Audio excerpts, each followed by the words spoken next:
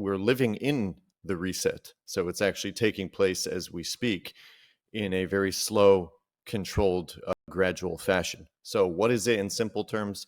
A reset is basically when the current economic system and the way money, the way trade and debt is structured is becoming unsustainable and it needs to be restructured or replaced. That's a reset in itself for the economic monetary system. In other words, when it becomes unsustainable to these levels, which historically it's because of extreme mounting debt, high prices, inflation particularly, and just economic imbalance, that's what usually leads to a reset. And it can turn out in very different ways, but ultimately it's the destruction or collapse of a system and a new one is put into place or rebuilt.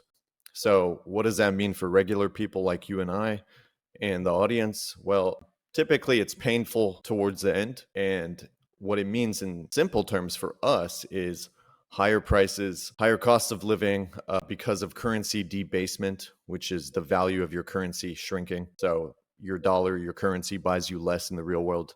It could be less savings, higher unemployment, less opportunities. But interestingly, there's the other side to the coin. Amongst this entire transition and reset, with all these challenges, there are always opportunities as well, if you can spot them and identify them. And opportunities will lie with positioning yourself in areas that are outside the falling fiat currency. So alternative investments, buying real tangible assets, such as digital assets, different cryptocurrencies, blockchain technology. We know at some point when things get worse for the fiat currency system and the dollar, capital and money always rotates from one place to another.